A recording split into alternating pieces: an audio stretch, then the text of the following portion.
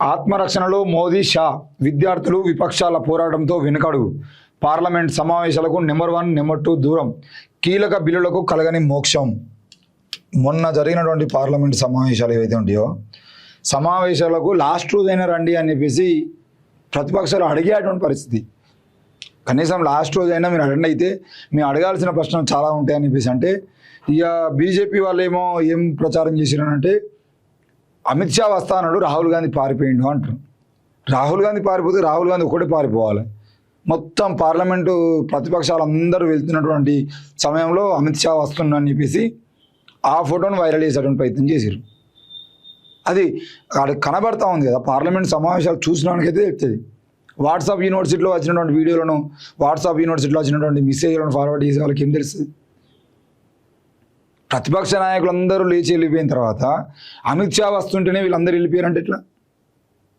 నువ్వు ఇన్ని రోజుల పాటు ఏం చేసినావు? లేదంటే మేము వస్తున్నాం బరాబర్ సమాధానాలు చెప్తాం మీరు ఉండండి అని చెప్పేసి ముందే ప్రకటించి ఈ సమయానికి అమిత్ షా వస్తాడు అని చెప్పేసి ఎందుకు చెప్పలేకపోయారు? అనుకున్నది ఒకటి అయింది ఒకటి.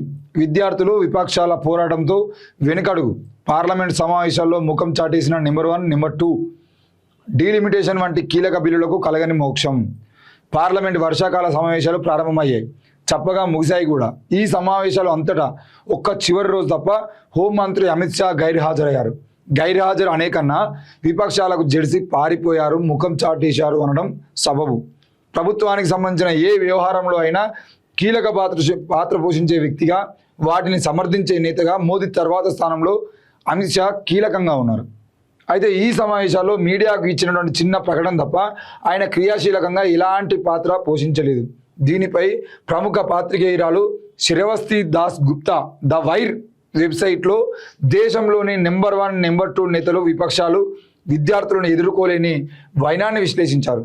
ఒక నెల క్రితం ప్రధాని నరేంద్ర మోదీ ఆధ్వర్యంలో బీజేపీ నేతృత్వంలోని ఎన్డీఏ కూటమి పార్లమెంట్ వర్షాకాల సమావేశాల కోసం ఉత్సాహంగా ఎదురుచూసింది.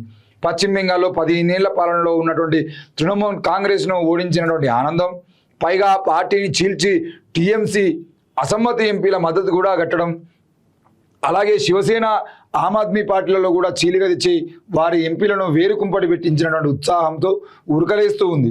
కొత్తగా తమకు మద్దతు ఇస్తున్నటువంటి విపక్ష చీలిక వర్గంతో ఈసారి డీలిమిటేషన్తో ముడిపడినటువంటి మహిళా రిజర్వేషన్ బిల్లు గట్టెంకిచ్చేద్దామని పలు ప్రణాళికలు కూడా సిద్ధం చేసింది. అనుకున్నది ఒకటైతే వాస్తవంలో పరిస్థితి ఇంకో విధంగా ఉంది.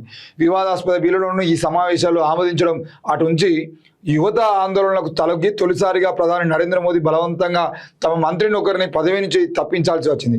అమిత్ షా సభకు రావాలంటూ ప్రతిరోజు డిమాండ్ చేస్తూ విపక్షాలు సభా నిర్వహణకు ఆటంకం కలిగించాయి.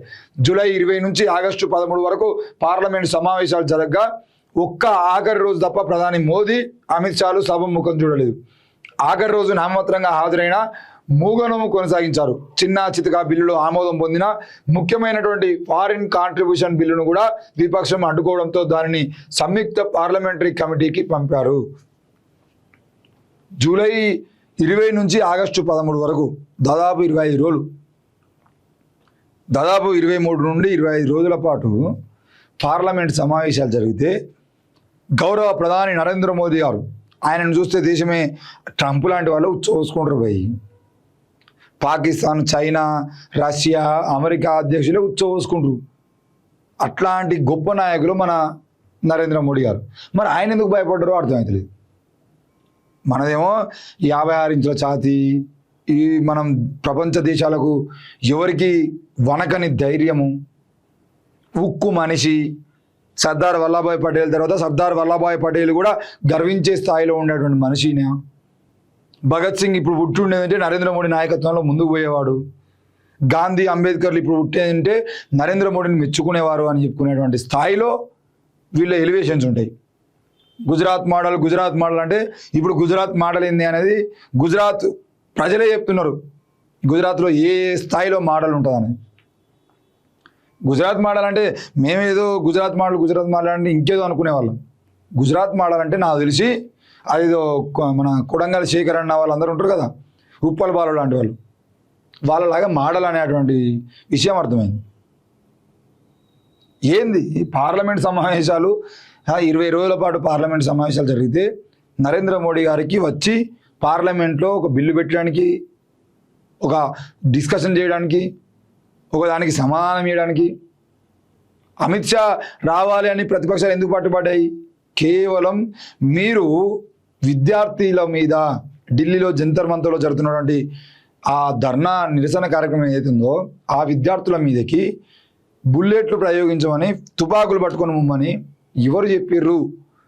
దానికి అమిత్ షా, హోంమంత్రి అమిత్ షా వచ్చి సమాధానం చెప్పాలని చెప్పేసి విపక్షాలు డిమాండ్ చేస్తే ఆ డిమాండ్ను కనీసం పట్టించుకోకుండా లాస్ట్ రోజు వరకు కూడా వాళ్ళు సభలోకి వచ్చేటువంటి ధైర్యం చేయలేకపోయారు. కరోనా వచ్చినప్పుడు సపోర్ట్ కొట్టినట్టు, పల్లాలు కొట్టినట్లు పార్లమెంట్ సమావేశాలు ఉంటాయి కావచ్చు అనుకున్నారు. ఎందుకనంటే మేము తృణమూల్ కాంగ్రెస్ను, అటు ఏంటిది ఆమ్ ఆద్మీ పార్టీని అందరినీ మొత్తం బొందబెట్టుకుని వచ్చినాం, ఇక మేము పార్లమెంట్లో ఏం చేసినా నడుస్తుంది అనుకుంటే ఈరోజు వట్టి బొద్దింకలు పార్లమెంట్ సమావేశాలకు ప్రధాని రాకుండా భయపెట్టేటువంటి స్థాయికి మన దేశం పోయింది. ఇక బీజేపీ వాళ్ళు అయితే వాళ్ళ నోటికి వచ్చినట్లు వాళ్ళకి తెలిసింది తెలియంది పైనుండి ఢిల్లీ నుండి ఒక మెసేజ్ హిందీలో ఫార్వర్డ్ అయితే ఆ హిందీలో ఉన్నటువంటి మెసేజ్ని ఇక్కడ ఎవడో తెలుగులోకి గూగుల్ ట్రాన్స్లేట్ చేస్తే ఆ గూగుల్ ట్రాన్స్లేట్ మెసేజ్నే పంపిస్తూ ఉంటారు. అమిత్ షా వస్తానడు, వీళ్ళందరూ ఉచ్చోసుకున్నారు. అమిత్ షా వస్తానడు, పార్లమెంట్కి వెళ్ళి రాహుల్ గాంధీ పారిపోయాడు. 25 రోజుల పాటు ఇంటికాడ వండుకొని లాస్ట్ రోజు ఏదో సభకి రావాలి కాబట్టి, అది కూడా ప్రతిపక్ష నేతలుగా అంటే అధికార నేతలుగా ఉన్నాడు, ప్రతిపక్షాలకు భయపడ్డారు అనేటువంటి మెసేజ్ పోతుంది కాబట్టి ఇప్పటికే ద వైర్ లాంటి పత్రికల్లో వార్తలు రాస్తున్నారు కాబట్టి మీరు భయపడే సమావేశాలకు వచ్చి ఏదో సంతకం పెట్టడం కోసం, పార్లమెంట్ సమావేశాల్లో పాల్గొనమని చెప్పుకోవడం కోసం, మేము వచ్చినామని చెప్పుకోవడం కోసం మీరు వచ్చి మౌనంగా కూర్చొని మాట్లాడేటువంటి ధైర్యం కూడా చేయలేనటువంటి మీరు ఎవరికి సమాధానం చెప్తున్నారు? మరి మీరు పార్లమెంట్లో ప్రతిపక్ష నేతలకే సమాధానం చెప్పలేనప్పుడు ఇక ఎవరికి సమాధానం చెప్తారు మీరు దేశంలో? ఏమనంటే హోంమంత్రిగా ఉన్నా కాబట్టి, తుపాకులు నా వెనకాలు ఉన్నాయి కాబట్టి, దేశానికి సంబంధించినటువంటి మొత్తం తుపాకులు నా వెనకాలు ఉన్నాయి కాబట్టి నాకు అడ్డొచ్చేది నక్సల్స్, అర్బన్ నక్సల్స్, దిమాగి నక్సల్స్, పాకిస్తాన్ ఏజెంట్లు, చైనా ఏజెంట్లు, పాకిస్తాన్ కుక్కలు, టెర్రరిస్టులు, ఉగ్రవాదులు, ఏదో ఒక ముద్ర వేయాలి. 15 ఆగస్టు నాడు మనం ఎర్రకోట మీద నిలబడి నక్సలైట్ల గురించి మాట్లాడాలి, దేశ అభివృద్ధి గురించి 12 నెలల్లో మేము ఏం చేసినాం అని చెప్పుకోవడం, ఏం లేకపోవడం వల్ల ఇంకా చచ్చిపోయినటువంటి నక్సలైట్ల గురించి, బతుకున్నటువంటి దిమాగి నక్సల్స్ గురించి మాట్లాడాలి. ఏం సాధించారు? అడవుల్ని తీసుకుపోయి అదాని చేతిలో పెట్టడం కోసం, అడవుల్ని తీసుకుపోయి జిందాల్ చేతిలో పెట్టడం కోసం, అడవుల్ని తీసుకుపోయి అంబానీ చేతిలో పెట్టడం కోసం తప్ప మీరు ఆదివాసుల్ని చంపి ఏం చేసిరు? ఇప్పటి వరకు ఆపరేషన్ కగారు తర్వాత ఎంతమంది ఆదివాసులకు పక్కా ఇండ్లు కట్టించారు? ఎంతమంది ఆదివాసులకు తలా 10 ఎకరాల భూమి ఇచ్చారు? ఎంతమంది ఆదివాసుల జీవితాల్లో మీరు వెలుగులు నింపారు? ఏం చేసిర్రు? ఆపరేషన్ కగారు ముగిసింది, నక్సలైట్లు లేని సమాజం వచ్చింది, నక్సల్ విముక్తి భారత్ను సాధించిర్రు. ఓకే, మరి నక్సల్ విముక్తి భారత్ రావడం వల్ల ఈ దేశంలో ఇన్ని రోజుల పాటు అడవి మాది అని చెప్పినటువంటి ఆదివాసీలకు మీరేం చేస్తున్నారు? అడవిని రాసిస్తున్నారా? 2015లో ఎట్లున్నది, 2025లో ఎట్లున్నది అని చెప్పేసి జార్ఖండ్ గురించో ఏదో ఒక పోస్ట్ వైరల్ అవుతుంది. అదాని చేతుల్లో ఉన్నప్పుడు ఎట్లుంది, కేవలం 1 ఇయర్లో ఎట్లుంది, అంతకుముందు ఆ హిడ్మా చేతుల్లో ఉన్నప్పుడు అడవి ఎట్లా ఉందా అని చెప్పేసి ఒక పోస్టు వైరల్ అవుతుంది. ఇంతకు మించి ఏం చెప్తారు ప్రజలకు మీరు? ఇంకా కొత్తగా దిమాగి నక్సల్స్, అర్బన్ నక్సల్స్, ఇంకేదో నక్సల్స్, లేకపోతే వీళ్ళను ఉగ్రవాదులు, టెర్రరిస్టులు అని అంటే ప్రపంచవ్యాప్తంగా ఎక్కడ పేరస్తలేదు కాబట్టి ఇప్పుడు కొత్తగా దిమాగి నక్సల్స్ అని పెట్టిరు. మీరు ఎన్ని కామెంట్లు చేసినా ఎవడు పట్టించుకోడు. ఇన్ని రోజుల పాటు ప్రశ్నించే గొంతులు అన్ని కమ్యూనిస్టులే ఉంటారు, ప్రశ్నించే గొంతులు అన్ని అర్బన్ నక్సల్సే అన్నారు. ఈరోజు ఆడ అభిజిత్ దీప్కే నాయకత్వంలో నిరసన తెలిపిన వాళ్ళు ఎంతమంది అర్బన్ నక్సల్స్ ఉన్నారు? 5 నుండి 10% కూడా ఉండరు. వాళ్ళంతా ఎందుకు తయారవుతున్నారు? మీరు చేసే అటువంటి చేతగాని పాలన వల్ల ఈరోజు దిమాగి నక్సల్స్ తయారవుతున్నారు. దిమాగి నక్సల్స్ మీరు తయారు చేస్తున్నారు. ఎందుకు తయారవుతారే? ప్రభుత్వాలు చక్కగా పనిచేసిన తర్వాత, ఉచిత విద్య అందిన తర్వాత, ఉపాధి ఉన్న తర్వాత, ఉద్యోగాలు దొరికిన తర్వాత నక్సల్స్గా మారేటువంటి అవసరాలు ఎందుకు వస్తాయి? దిమాగి నక్సల్స్గా ఉండాల్సిన పరిస్థితులు ఎందుకు వస్తాయి?